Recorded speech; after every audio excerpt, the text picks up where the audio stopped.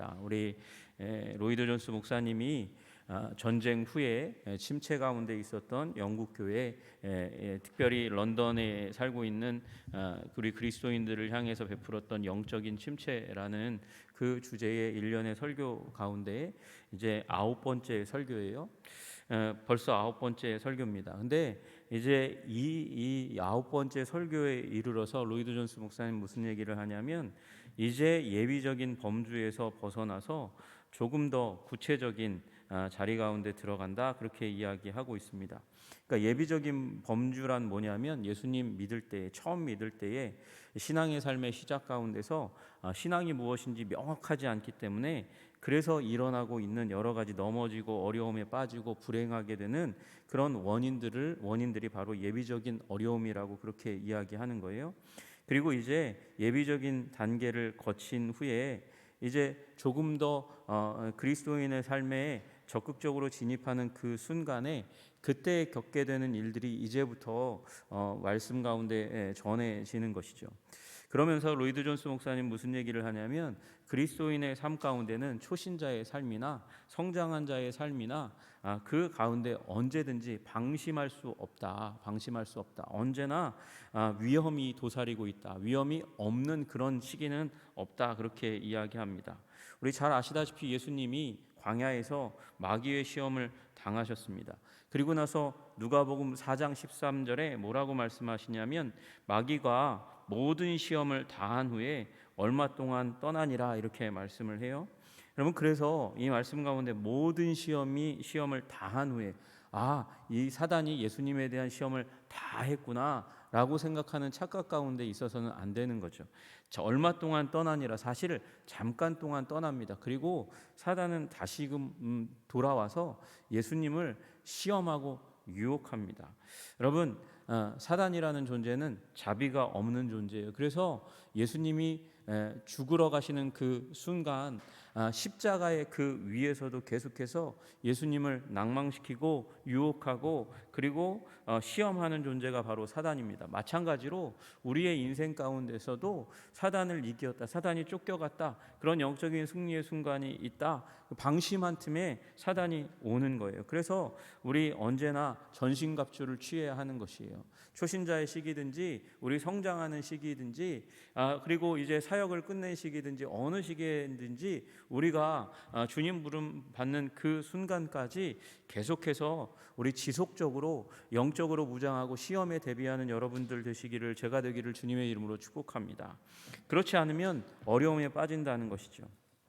오늘 우리는 자주 무슨 일 가운데 이제 처하냐면, 11시에 구원받은 사람, 11시에 이제 포도원 주인에 의해서 부름 받아서 1시간 일하고 한 데나리온 받은 사람처럼 그렇게 끝에 잘하면 된다고 생각하는 일들이 일어납니다. 그래서 처음부터 열심히 안 하려고 그러고 팽팽히 놀다가 죽기 전에 예수님 믿겠다, 그렇게 얘기하는 사람들이 가끔 있어요. 그러나 여러분 생각해 보십시오. 십자가로 예수님께서 걸어가는 그 과정들 가운데서 여러분 구원받은 사람 누가 있어요? 여러분 그 순간에 구원받은 사람이라고 한다면 로이드 존스 목사님은 딱 한 사람 꼽아요. 강도 가운데서 예수님께 부탁했던 그 강도 말고는 최후의 순간에 구원받은 사람 없다는 거예요. 여러분 또 한 사람 있다고 한다고 하면 예수님 십자가를 대신 진 그 사람 말고는 갑자기 구원받은 사람이 없어요. 여러분 그와 같이 우리는 우리 인생 가운데서 어떤 요행처럼, 마치 행운처럼, 로또 맞은 것처럼 마지막 순간에 한 번 다 딱 결정 잘해가지고 구원받고 기쁨이 넘치는 삶을 살아가는 일들이 그렇게 쉽지 않다는 것을 우리는 기억해야 됩니다. 우리는 지속해야 돼요. 처음부터 끝까지 하나님이 주시는 은혜 가운데 믿음으로, 무장으로 그렇게 겸비해서 살아가시는 여러분과 제가 되기를 주님의 이름으로 축복합니다.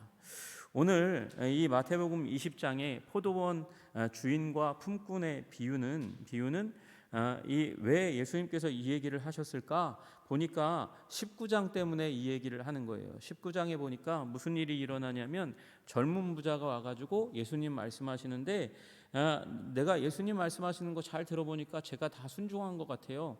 제가 더 부족한 거 있겠습니까? 더 뭘 할까요? 그렇게 말씀하니까 예수님께서 뭐라 그러냐면 네가 온전하고 싶어? 그러면 네가 가진 소유를 다 팔아서 가난한 자들에게 나눠줘. 그리고 나를 따르라 이렇게 얘기하세요. 그랬더니 이 청년이 재물이 많으니까 근심하고 그냥 돌아가고 말았습니다.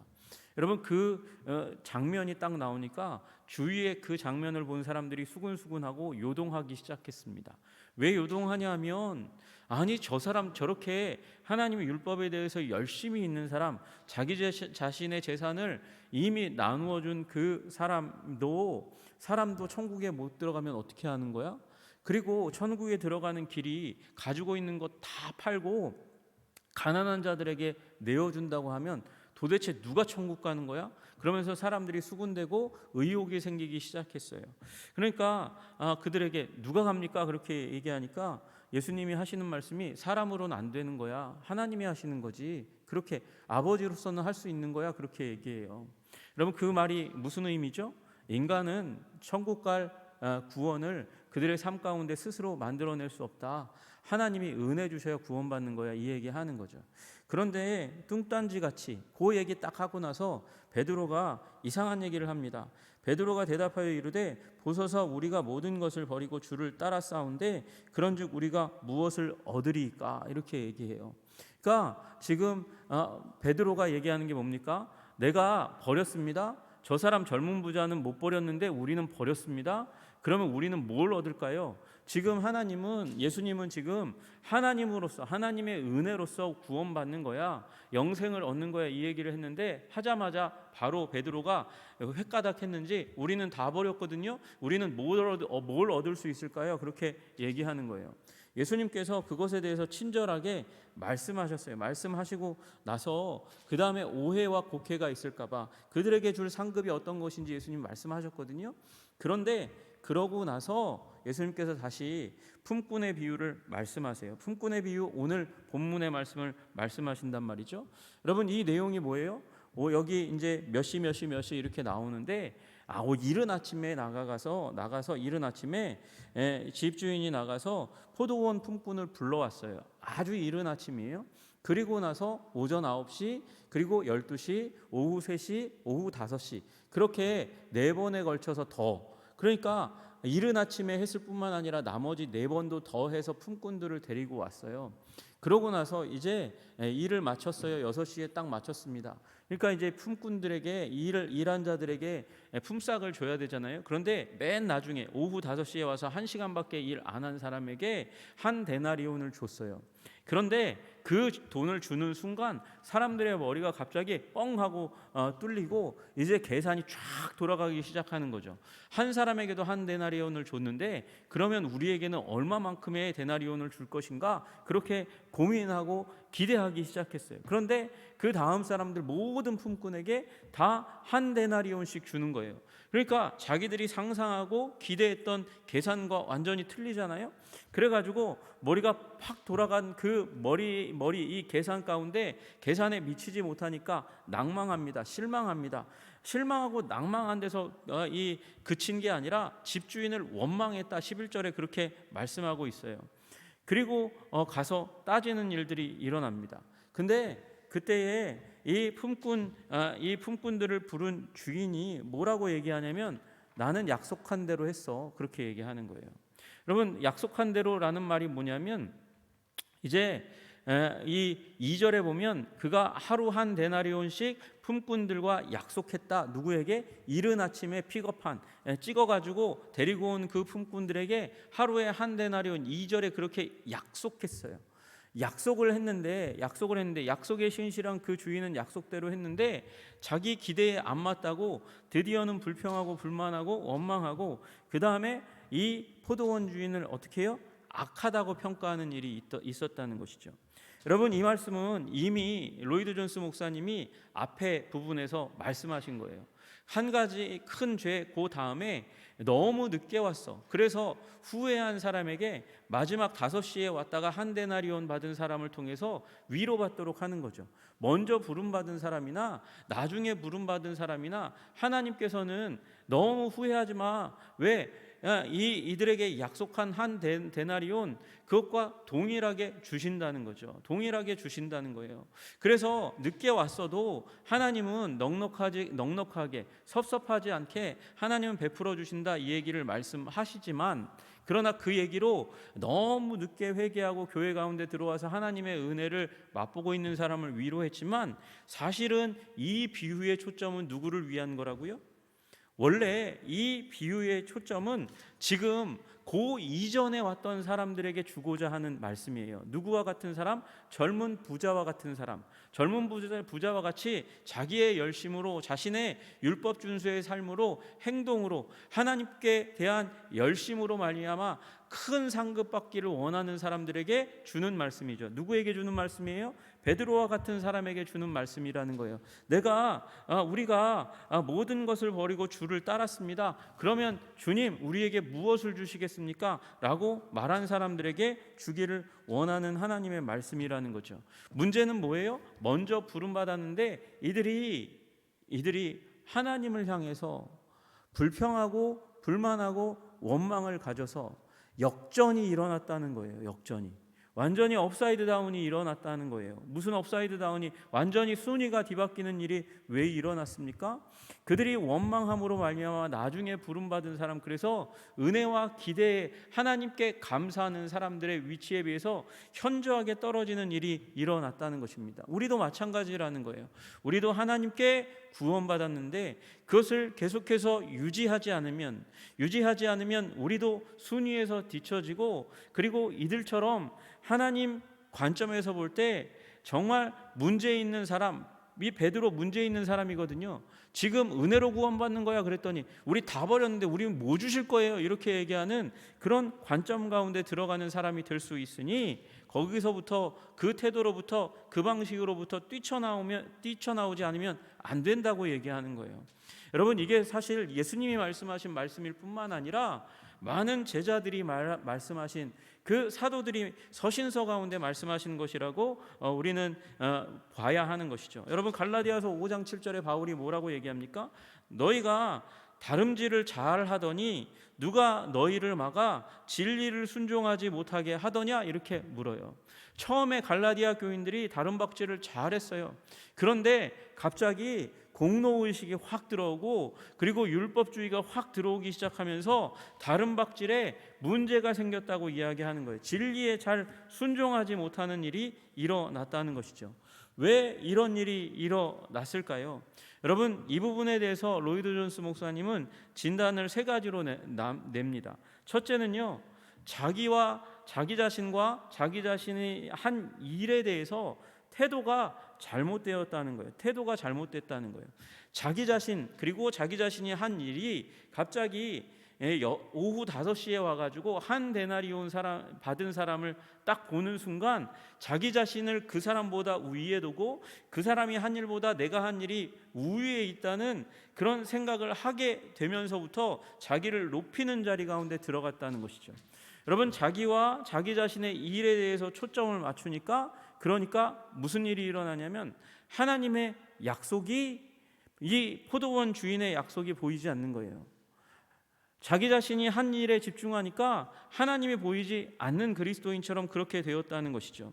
여러분, 방금 말씀드린 대로 2절에 품꾼들과 약속한 건 한 데나리온이에요. 이른 아침에 불려온 자에게 약속하신 게 그거라는 것이죠. 그런데 이게 갑자기 오후 5시에 온 사람을 보고 나니까 자기 자신이 한 일이 거대해지고, 그 일찍 와서 부름받아서 일한 자기 자신이 그 사람에 비해서 커지는 일이 일어난다는 것입니다. 여러분, 이게 모두 여러분과 제가 겪는 일이에요. 여러분과 제가 너무도 잘 겪는 일이라는 거예요. 교회에서 일하다 보니까 하나님의 칭찬과 하나님의 위로를 받는 것, 그것보다 사람들의 인정을 받는 게 더 커지는 일들이 일어나요. 누군가가 사람들의 인정을 받고 높임을 받는 걸 보면 나는? 이라는 의문이 들기 시작하는 거죠. 내가 봉사하고 내가 섬기고 내가 헌금하고 내가 하나님 교회를 위해서 이렇게 행동한 거, 그거 왜 사람들이 안 알아주지? 저 사람도 알아주는데 왜 난 안 알아주지? 라는 일들이 일어난다는 것이죠. 여러분, 그래서 자기 자신과 자기 자신의 일에 대해서 태도가 달라지기 시작하고, 그리고 자기 자신이 한 일에 대해서 높은 평가를 내리는 일이 일어났다는 것이죠. 그래서 이제 저 사람, 이 칭찬받은 사람, 그 사람에 비해서 내가 더한 것, 더 많이 한 것을 찾기 시작해요. 그게 오늘 12절에 나와 있는 본문의 말씀이에요. 나중 온 이 사람들은 1시간밖에 일하지 아니했습니다. 그런데 우리는 어떻습니까? 그들을 종일 수고하며 더위를 견딘 우리와 같이 대하심이 마땅합니까? 그렇게 얘기하는 거예요. 자기 자신을 어떻게 대하냐면 종일 일했다는 것이죠. 종일, 하루 종일. 저 사람은 1시간 왔는데 나는 이른 아침부터 와서 종일 일했어요. 여러분, 종일 일했어요? 밥 안 먹었어요? 그늘에서 안 쉬었어요? 여러분, 그리고 나서 수고했다는 거예요. 땀 흘리고 그리고 고통받았다는 것이죠. 게다가 저 사람들보다 더한 일, 저 사람은 오후 5시 서늘할 때 왔잖아요. 나는 아침부터 와가지고 더울 때를 다 견뎠어요. 더위를 견딘 것과 이렇게 이야기하기 시작하는 거예요. 여러분, 우리는 원래 비교 중심적인 사람이기 때문에 저 사람과 나를 비교하고 생각하는 사람들이기 때문에, 여러분, 우리 자랄 때부터 그러잖아요. 내가 대우받는 게 내 형제와 자매, 그들과 다르게 대우받는 것 때문에 비교의식을, 그리고 열등의식 가운데 들어가는 일들이, 우월의식 가운데 들어가는 일이 많이 일어나요. 그러나 하나님께서는 이러한 태도를 탄핵시키기를 원하신다는 거예요. 우리 삶 가운데 비교하고 저 사람보다 나를 낮게 여기는 그 삶 가운데 들어가기를 원하시지 않는다는 것이고, 그 가운데 기저에 깔려있는 생각이, 사람의 생각이 무엇이냐면 흥정하고 거래한다는 이 패러다임이 밑에 깔려있다는 것입니다. 내가 이거 했으니까 하나님 이거 해주셔야죠. 내가 이렇게 했는데 당연히 이렇게 대해 주셔야죠. 저 사람도 저렇게 대해 주셨는데 나는 당연히 이렇게 대해 주셔야죠. 그러면서 흥정하고 거래하는 상거래를 맺듯이 우리 하나님께, 우리 하나님 언약으로 우리를 부르신 하나님 앞에 그렇게 반응하는 일들이 일어난다는 것입니다. 여러분, 그러면 우리 구원 가운데 우리에게 주신 그 은혜를 기초로 해서 우리 삶 가운데 부어주시는 행복과 기쁨이 그쳐지는 일이 일어난다는 거예요. 여러분, 이 사람들이 처음에 일거리가 없어요. 그런데 새벽에 왔을 때 한 데나리온을 약속하고 9시, 12시, 3시, 5시 올 때, 부를 때마다 올 때, 오늘 내가 빈손으로 돌아가지는 않겠구나. 내가 일을 해서 저 사람이 나에게 품삯을 줄 텐데 그 품삯을 받아서 이제 시장에 들려서 먹을 것을 장만해서 가정에 들어가서 우리 사랑하는 아내와 자녀들의 입에 무언가 넣어줄 무언가를 사가지고 갈 수 있겠구나라는 기대와 소망을, 그 기쁨과 행복을 가지고 있었는데, 그런데 비교하기 시작하니까 한 데나리온이 너무 작아 보이기 시작하고, 그래서 고개를 절레절레 짚고, 그리고 이 불평등한 주인아라고 마음 가운데 품고 악하게 여기는 일이 일어나면서, 그때 부름받았을 때 그 가정 가운데 돌아갈 때 얻게 될 그 기쁨은 송두리째 사라지게 되고, 그리고 불평과 분노만이 가득하게 되는 일들이 일어나고, 그리고 일해서 그거밖에 받지 못한 나 자신을 비참하게 여기고 불행하게 여기는 일들이 일어났다는 것이죠. 여러분, 거기서 끝나는 게 아니고 드디어는 이제 상대방을 경멸하고 질투하는 일들이 일어났더라는 것입니다. 여러분, 이 보상 신드롬에 의해서 지배받으니까 행복이 빼앗기고 질투하는 거기에 들어가고, 그리고 마침내는 상대편을 향해서 손가락질하기 시작하는 거예요. 여러분, 그 본문이 바로 이 본문이고, 그 본문이 바로 어떤 본문입니까? 탕자의 비유 가운데 진짜 탕자, 2명의 탕자가 있는 것이죠. 2명의 탕자가 있는데, 한 명의 탕자는 집 나갔다 돌아온 탕자고, 또 한 명의 탕자는 그 아들, 동생, 그 탕자가 돌아와서 아버지가 신분을 회복시키고 잔치를 열어줄 때 분노하고 원망하는 집안에 있는 탕자에 대한 이야기인 것이에요. 여러분, 여기 이 본문에 이 품꾼이 주인을 원망합니다. 탕자의 비유에 나오는 그 큰 아들이 아버지를 비난합니다. 내 친구가 있을 때는 나에게 이렇게 대접하신 적이 없거늘 어떻게 집 나간 아들이 돌아오니까 이렇게 행동하실 수 있습니까? 그러면서 아버지에 대해서 불만을 토로하는 거예요. 여러분, 이게 우리 교회 가운데서, 우리 삶 가운데서 계속해서 일어나는 일입니다. 보이지 않게 보이는 곳에서 일어나는 일들이라는 것이죠. 여러분, 이것을 치유하기 위해서 우리는 어떻게 해야 하는가? 여러분, 거래와 흥정의 원리, 보상의 원리 가운데 우리가 서서는 안 된다는 거예요. 보상의 원리 가운데 서면 우리는 신앙은 병들 수밖에 없다는 것입니다. 내가 기도했으니까 응답해 주셔야지, 내가 철야 기도했으니까 우리 가정을 잘 되게 해 주셔야지, 철야에서 교회를 위해서 기도했으니까 교회가 부흥해야지. 여러분, 우리 하나님은 물론 신실하셔서 백성의 드림과 간구에 헌신에 응답하시기를 기뻐하시는 하나님이신 줄로 믿습니다. 그렇다고 해서 내가 그렇게 행했으니까 내가 받을 자격이 있다고 여기는 것은 요 하나님이 은혜로우신 하나님에 대한 믿음과는 전혀 다른 거예요. 내가 이렇게 행동했으니까 내가 이렇게 드렸으니까 하나님은 마땅히 그것에 대해서 응답하셔야 돼. 아니요, 그렇지 않을 수 있다는 거예요. 하나님이 이 땅 우리 모든 삶의 주관자인 줄로 믿으시기를 주님의 이름으로 축복합니다.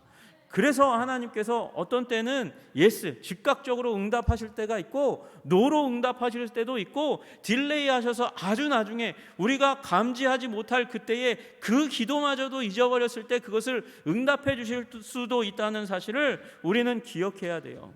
여러분, 물론 성경 곳곳에 하나님께서는 우리에게 심판과 보상으로 우리가 행동한 것에 대해서 응답하신다는 얘기가 너무도 많이 나옵니다. 여러분, 그러나 그게 즉각적인 것은 아니라는 것을 우리는 깨달아 알아야 하는 것이죠. 여러분, 우리 예수님께서 우리 이 땅의 질서들을 보시고 유대인들의 질서를 보시다가 그들 유대의 지도자들이 얼마나 황당하게 행동하는지를 보고 나서 예수님께서 말씀하셨어요. 마태복음 6장에 내가 진실로 너희에게 이르노니 그들은 자기 상을 이미 받았느니라. 여러분, 상을 즉각적으로 받으려고 하면 자판기에 동전을 넣고 마치 동전을 넣은 순간 응답을 받기를 원하듯이 하나님께 행동하고 주세요라고 얘기하는 세계관 가운데 있으면 여러분, 이미 우리는 하나님이 주실 상을 이미 다 받아 누리고 더 이후에 누릴 찬란하고 아름다운 은혜를 받아 누릴 수 없는 지경 가운데 갈 수 있다는 것을 우리는 기억해야 하는 거예요. 그래서 하나님이 즉각적으로 주시지 않는다고 해서 낭망하지 않아야 한다는 것입니다. 그리고 계산의 방식, 바로 응답의 방식으로 생각하지 말고 또 내가 하는 일에 집중하지 말라는 것이죠. 내가 하는 일을 기록하지 말라는 거예요. 부기하지 말라는 거예요. 그렇게 기록해 놓고 하나님, 내가 이렇게까지 했는데 안 도와주실 거예요? 이런 방식으로 살아가서는 안 된다는 것이죠. 여러분, 말씀하세요. 마태복음 6장 3절 4절에 말씀하세요. 너는 구제할 때에 오른손이 하는 것을 왼손이 모르게 하여 내 구제함을 은밀하게 하라. 은밀한 중에 보시는 너희 아버지께서 갚으시리라.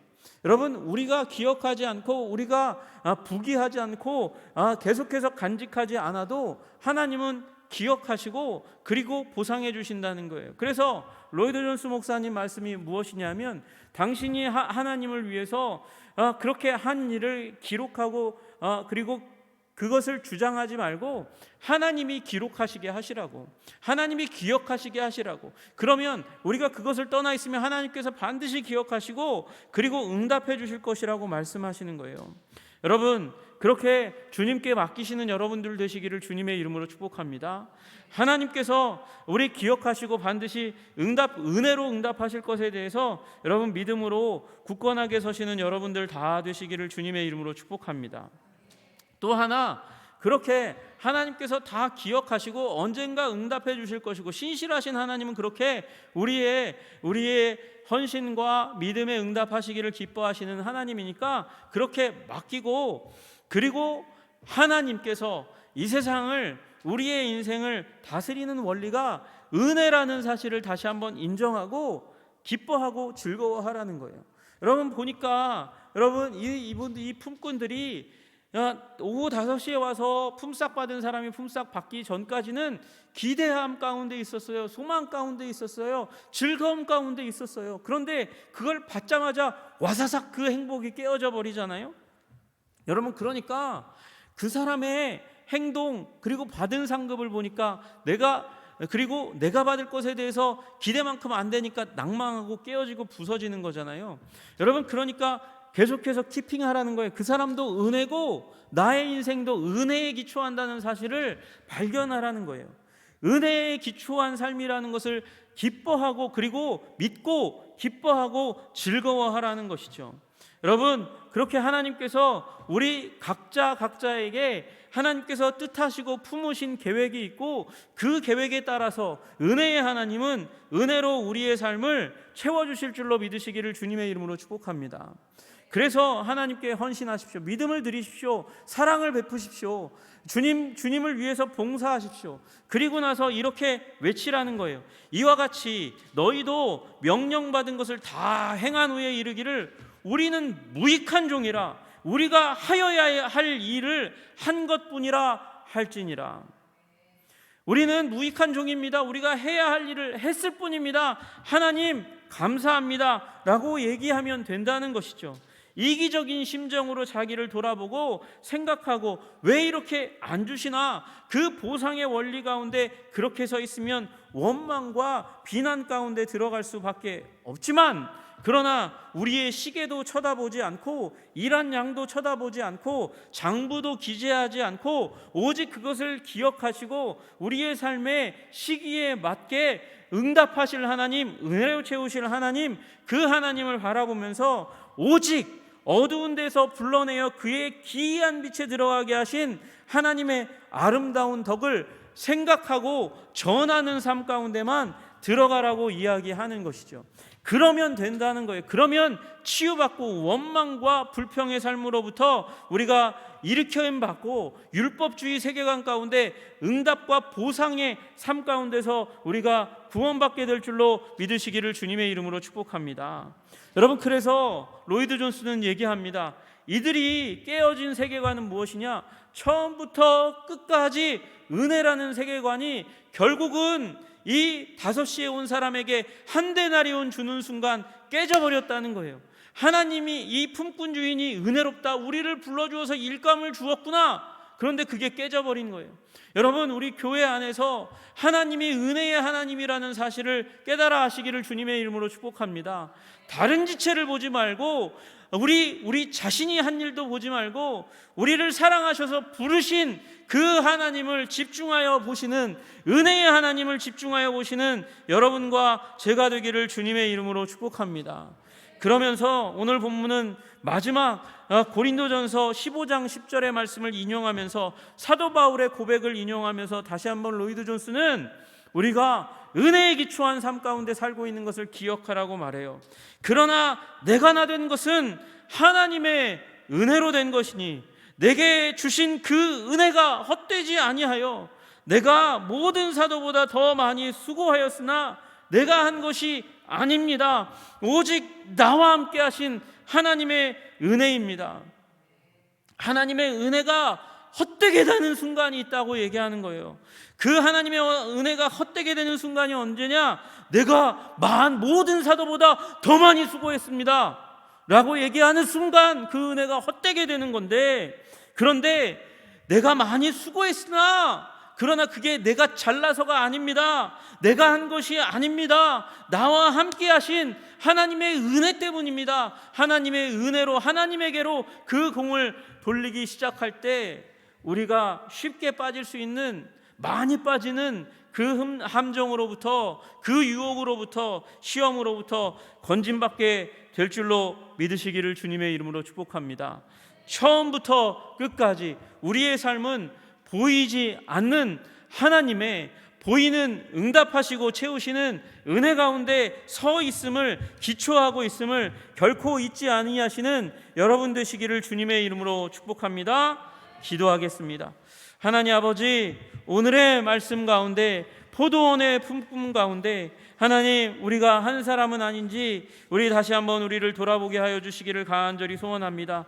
내 모습 이대로 주님 사랑하셔서 은혜로 받아 주셨는데도 불구하고 하나님, 다른 사람보다 내가 은혜를 덜 받는 것 같고 복을 덜 받는 것 같고 사람들의 인정을 덜 받는 것 같아서 그렇게 몸부림치면서 부르짖고 원망하는 자리 가운데, 우리 그래서 영적인 침체 가운데 처하는 그 자리 가운데는 결코 들어가지 않도록 주님 우리를 붙들어 주시옵소서. 우리를 부르신 은혜의 하나님 앞에 하나님 감사와 찬양으로 응답하며 나아가는 주의 백성 다 되게 하여 주시옵소서.